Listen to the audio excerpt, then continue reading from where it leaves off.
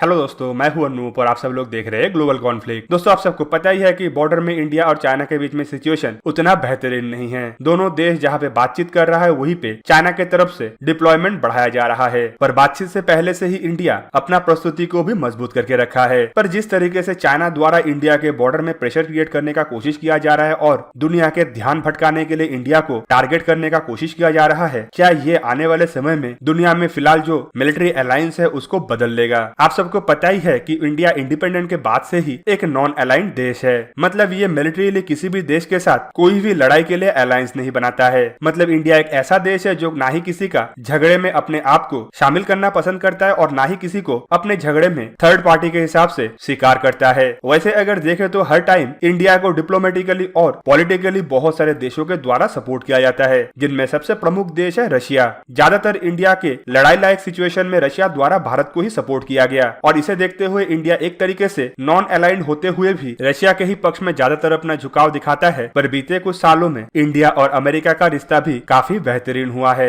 वैसे अगर अमेरिकी नजर में देखें तो ये रिश्ता चाइना सेंट्रिक है, लेकिन इंडिया के नजर में अगर देखें तो ये रिश्ता असल में इंडिया का सेल्फ डेवलपमेंट के लिए है। पर बीते कुछ सालों से चाइना की तरफ से इंडिया को जिस तरीके से घेरने का कोशिश किया जा रहा है, इससे इंडिया धीरे धीरे अमेरिका के पक्ष में ही जा रहा है। दोस्तों, आप सबको पता ही है कि चाइना दुनिया का महाशक्ति बनना चाहता है और 21वीं सदी में दुनिया में सिर्फ एक ही महाशक्ति है और वो है अमेरिका। और अमेरिका को हरा के चाइना द्वारा महाशक्ति बनने का सपना लगभग नामुमकिन है। जबकि चाइना अमेरिका को हराने का कोशिश कर रहा है, वहीं पे इंडिया भी चाइना को लगभग इसी तरीके का टक्कर दे रहा है, चाहे सैन्य शक्ति में हो या फिर इकोनॉमी में हो। और अमेरिका से पहले चाइना के लिए इंडिया एक बहुत बड़ा राइवल है। चाइना जिस तरीके से इंडिया को एक बड़ा राइवल के नजर से देख रहा है, इंडिया उतना बड़ा राइवल के नजर से चाइना को नहीं देखता है। और दोस्तों, इकोनॉमिक कंपटीशन के चक्कर में चाइना इंडिया के साथ प्रॉक्सी गेम खेलने में उतर गया है। चाइना आए दिन पाकिस्तान को भड़का के या पाकिस्तान को सैन्य क्षमता देके इंडिया के खिलाफ लड़ने के लिए तैयार कर रहा है, जबकि इंडियन ओशन के अंदर चाइना अपना ट्रेड रूट सिक्योर करने के नाम पे इंडिया को घेरने का कोशिश कर रहा है। दोस्तों, आप सब लोग देखे होंगे कि स्कूल में फर्स्ट होने के लिए कुछ बच्चे मेहनत करके आगे जाते हैं, जबकि कुछ बच्चे दूसरे बच्चे को मेहनत करने से रोक के आगे जाने का कोशिश करता है। और चाइना इसी टैक्टिक्स में आगे बढ़ रहा है। वो मेहनत तो उतना ज्यादा नहीं करता है, लेकिन दूसरों का सामान चुरा के या दूसरों का टेक्नोलॉजी चुरा के अपना दबदबा बढ़ाने का कोशिश कर रहा है। साथ ही साथ इंडिया जिस तरीके से पीसफुली आगे बढ़ रहा है, उसे भी रोकने के लिए इंडिया के चारों तरफ घेराबंदी कर रहा है। और दोस्तों, यही चाइना का सबसे बड़ा गलती था जो धीरे धीरे इंडिया को अमेरिका के पक्ष में ला रहा है। चाइना भारत के साथ दुश्मन का दुश्मन दोस्त की नीति से जहाँ पे आगे बढ़ रहा है, वहीं पे भारत को भी लगभग इसी तरीके का सोच रखने के लिए चाइना मजबूर कर रहा है। और इसके पीछे थोड़ा बहुत रशिया का भी भूमिका है। आप सबको पता ही है कि रशिया भारत को भी हथियार सप्लाई करता है, तो वहीं पे चाइना को भी बड़े मात्रा में हथियार सप्लाई करता है। खाली हथियार नहीं, बल्कि चाइना को तो रशिया की तरफ से हथियारों का टेक्नोलॉजी भी दिया जाता है। और अमेरिका को काउंटर करने के लिए रशिया जिस तरीके से बीते कुछ सालों में चाइना का पक्ष लेता रहा, वो इंडिया को भी कई मामलों में बहुत बार नाराज कर चुका है। पर इंडिया के मामले में अभी भी रशिया कभी भी चाइना का साथ नहीं दिया है और हम आशा कर सकते हैं कि आने वाले समय में भी नहीं देगा, जिसका सबूत देते हुए रशियन एम्बेसी की तरफ से हाल ही में यह भी बताया गया है कि रशिया चाहता है कि इंडिया और चाइना डिप्लोमेटिकली इन मुद्दों को सॉल्व करे। पर कोई भी देश इस तरीके का बिहेवियर कितना दिन तक सहन करे? भारत एक सहनशील देश है और कभी भी किसी के ऊपर हमला नहीं किया। पर किसी को यह भी भूलना नहीं चाहिए कि भारत ऐसा भी देश नहीं है कि उसके ऊपर अगर वार होता है तो वो चुपचाप बैठेगा, जिसका सबूत हाल ही में सर्जिकल स्ट्राइक और एयर स्ट्राइक द्वारा भारत की तरफ से प्रूव किया गया था। और अब चाइना को सबक सिखाने के लिए इंडिया धीरे धीरे अमेरिकी कैंप में तो नहीं जा रहा है, लेकिन चाइना के खिलाफ जो दुनिया में अलायंस बन रहा है उसका एक बहुत बड़ा हिस्सा बनने जा रहा है। दोस्तों, आप सबको पता ही है कि हाल ही में इंडिया और ऑस्ट्रेलिया के बीच में भी एक ऐसा समझौता हुआ है जिसके तहत चाइना को इंडियन ओशन के अंदर रोकने के लिए दोनों देश मिलकर काम करेगा। और ऑस्ट्रेलिया के बाद अब जापान के साथ भी ऐसा ही समझौते के ऊपर हस्ताक्षर होने जा रहा है। कुल मिला के सुनने को तो ये भी आ रहा है कि इंडिया G7 को एक्सपैंड करके जो G11 बनाया जाएगा उसका भी एक प्रमुख हिस्सा है। क्वाड के मेंबर में भी इंडिया एक प्रमुख देश है और इंडो पैसिफिक रीजन में सिक्योरिटी के लिए भी इंडिया अपना रोल को भरपूर निभा रहा है। और चाइना अगर इस तरीके से आगे बढ़ता रहा तो माना जा रहा है कि आने वाले समय में चाइना के खिलाफ दुनिया का जो गठबंधन बन रहा है उसका अगुवाई भी इंडिया द्वारा ही किया जाएगा। तो दोस्तों, आप लोगों को क्या लगता है कि इंडिया के खिलाफ चाइना द्वारा जो महाज खोलने का कोशिश किया जा रहा है उसे तबाह करने के लिए इंडिया को क्या सच में अमेरिका के कैंप में जाना चाहिए या फिर बाकी देशों के साथ मिलकर एक ऐसा नया कैंप बनाना चाहिए जो चाइना को जवाब देने के साथ साथ इकोनॉमिकली भी डेवलपमेंट को आगे बढ़ा पाए? तो दोस्तों, ये था मेरा आज का वीडियो। आप लोगों को मेरा ये वीडियो कैसा लगा मुझे कमेंट के जरिए जरूर बताइए। साथ ही साथ ऐसे ही वीडियो को देखने के लिए मुझे इंस्टाग्राम, ट्विटर और फेसबुक में सपोर्ट कीजिए। और अगर आप लोगों को ये वीडियो अच्छा लगा हो तो लाइक कीजिए, अपने दोस्तों के साथ शेयर कीजिए और मेरे चैनल को सब्सक्राइब करना मत भूलिएगा और सबके नोटिफिकेशन बटन के साइड में बना हुआ बेल आइकन को भी प्रेस कर दीजिए और मेरा वीडियो देखिए सबसे पहले। जय हिंद।